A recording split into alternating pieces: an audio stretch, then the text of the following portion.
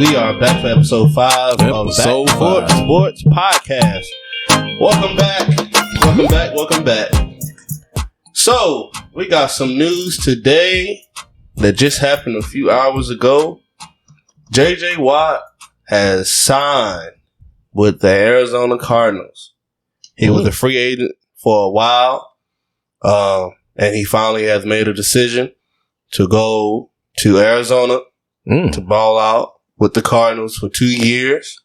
His contract was worth $31 million. $31 million? And $23 million is guaranteed. So, and J.J. Watt was actually looking for the number 15, between $15, $16 million annually. Mm-hmm. And, the average that he got falls, right in the middle of it. So, congratulations to J.J. Watt. And I'm pretty sure D-Hop and them boys are very, very happy to have him, a part of their team.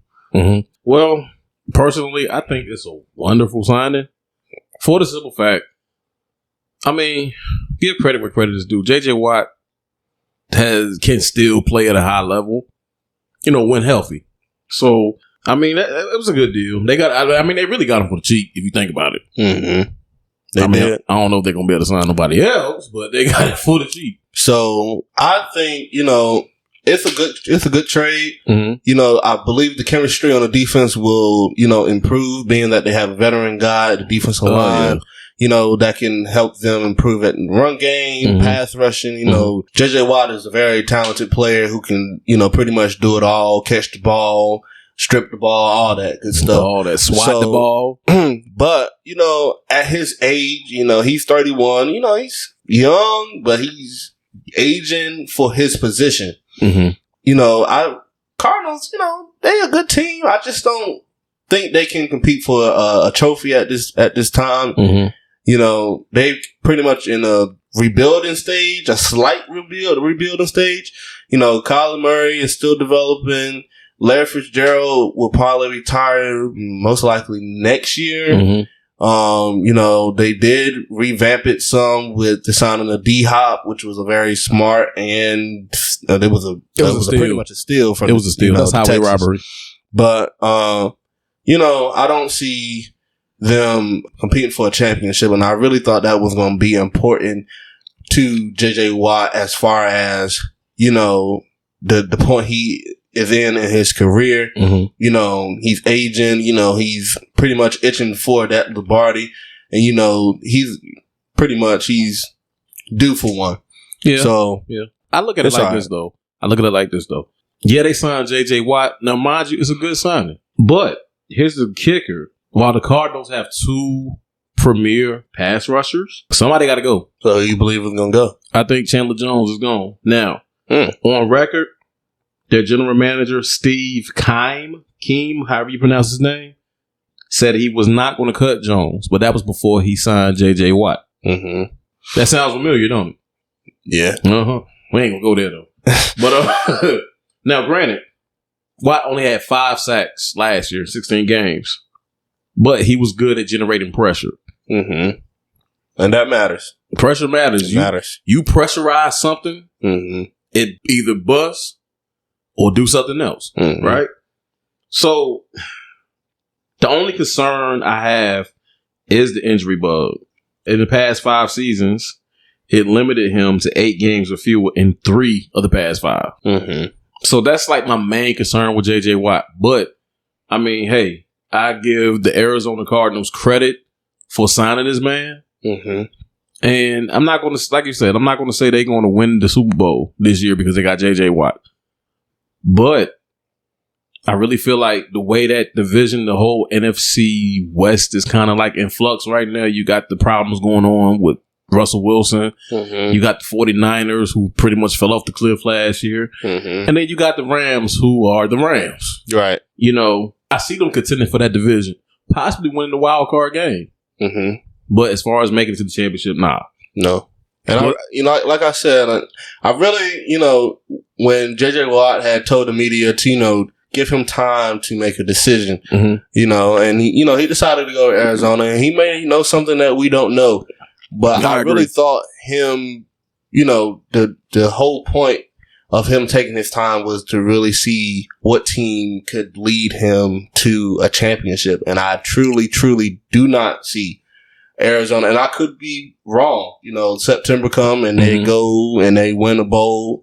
Hey, congratulations. Congratulations. But at this time, going based off of what I've seen, them going 8-8, winning 500, which is, good for a team that is in a, slight rebuilding stage. Mm-hmm.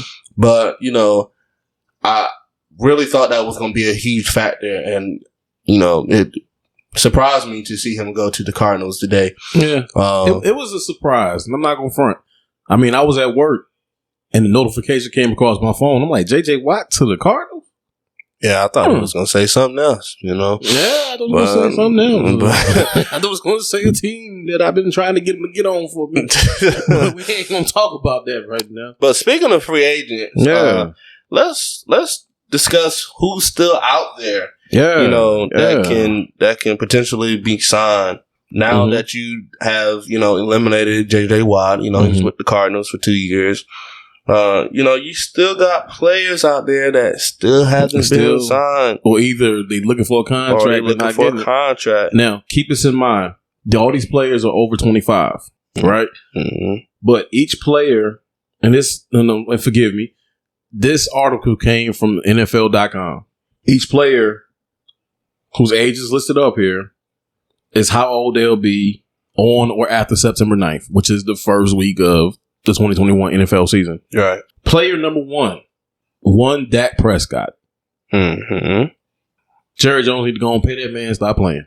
You pay Aikman, you pay Romo, pay Dak Prescott. And see, the thing with the Cowboys is the longer they wait to sign Dak is the more expensive he will become. Don't let that man bet on himself. Right. Another quarterback comes to mind, Joe Flacco. Mm-hmm. He bet on himself and won a Super Bowl. Mm-hmm. I don't care what nobody says. If it was not for Flacco, the 2012 Baltimore Ravens would not have won that Super Bowl. Right. He bet on himself. We paid him over $100 million. Mm-hmm. And see, with that, I believe what's going to end up happening if the Cowboys don't, end up signing, which I hope they do, because it's really the right choice for their franchise. You got a pretty good quarterback. Dak is a pretty good quarterback. Right. And you already done locked Zeke up. For real. And you had the receivers. Your defense is, okay. But, go ahead and sign them because, like I said before. Let's call it a spade a spade. We're not going to be nice. That defense was horrible last year. Well, I couldn't tell when they played the Steelers. They sure looked pretty good. They let Baker Mayfield hang 50 on them. That defense was horrible. But, the more, like I said, the more y'all wait to sign him is the more expensive. And that's all because he's going to look forward to more guaranteed money. Mm-hmm. And, that's a big factor with these NFL players. It's not so much about the total value of the contract. It's about that guaranteed money because, if they get guaranteed money, that means that covers in any injuries, any type of, situation that they may get in during the season that kind of covers them. So, being that he had a bone injury this past season, he's going to look for some guaranteed money to help him cover himself, as far as health. These guys are not, out here, living for nothing.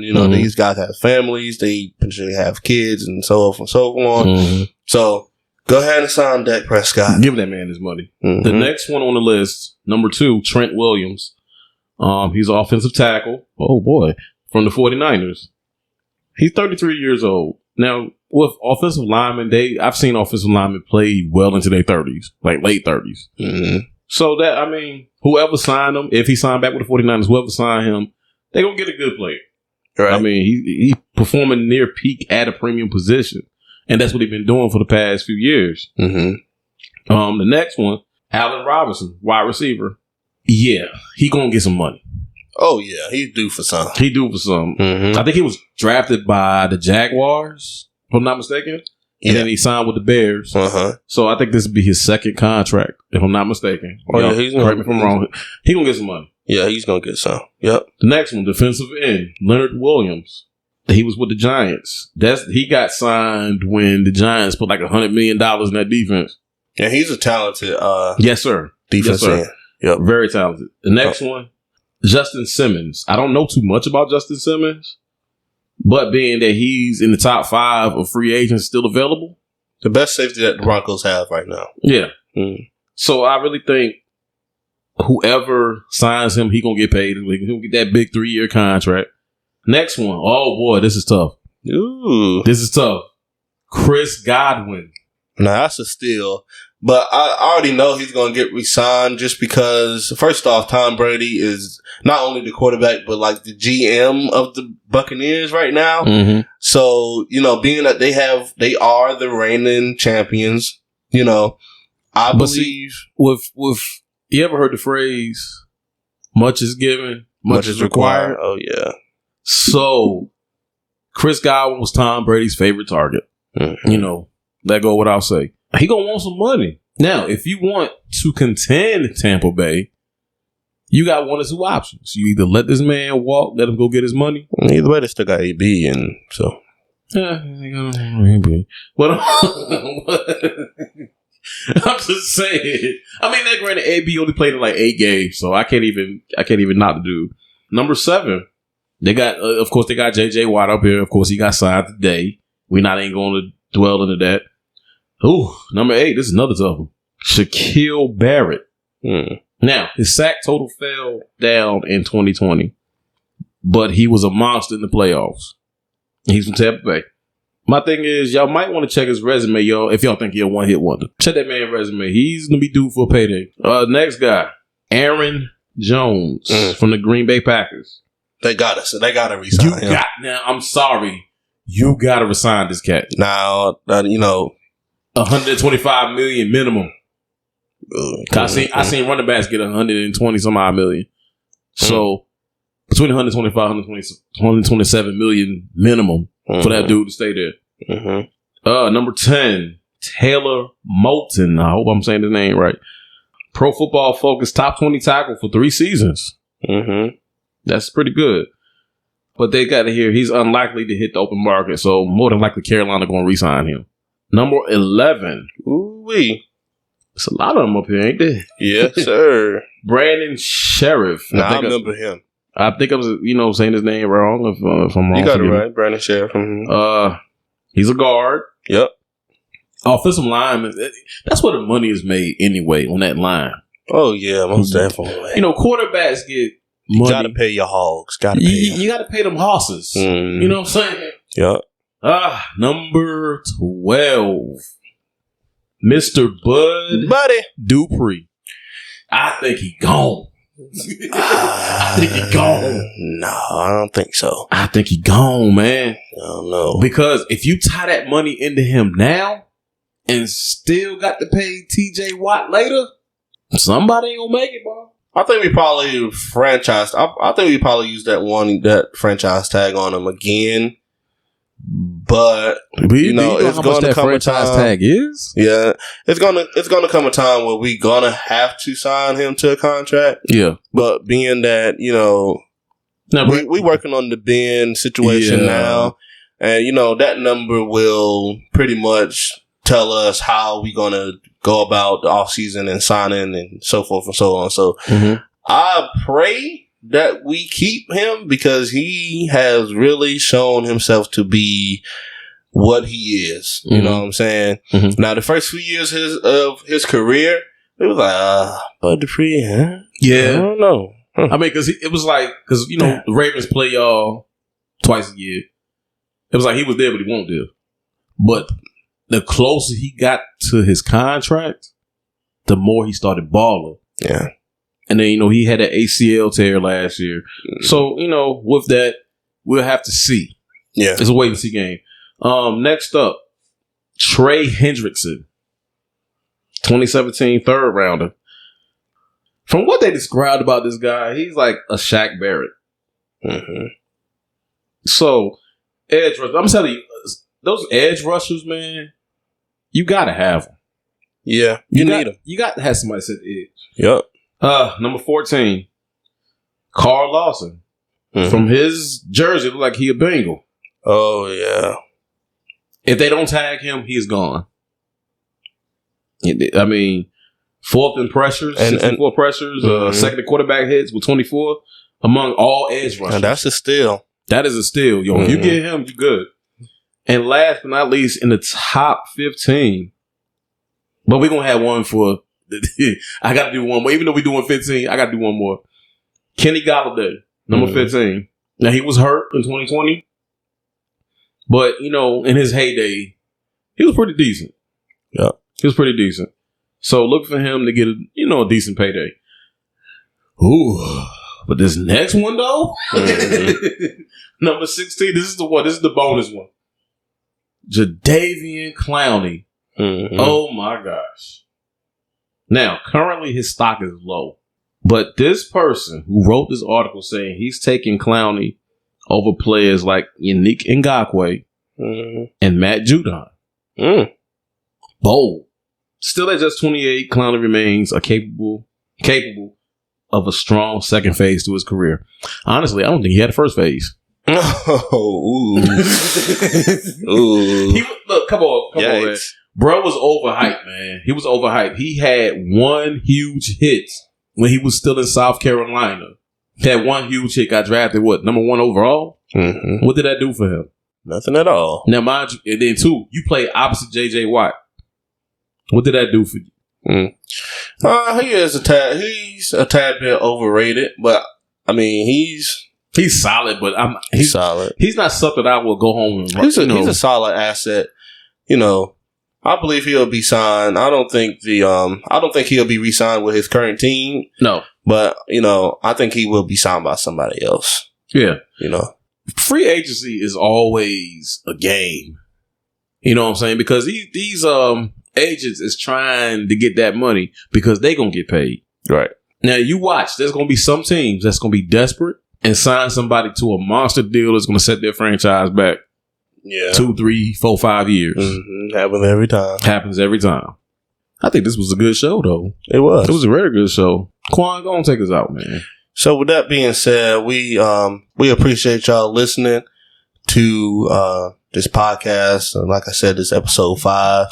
So next week, episode 6. Oh, this is gonna be a big one. Now, we are scheduled to talk about the Lamar Jackson narrative, and we will go into that next week.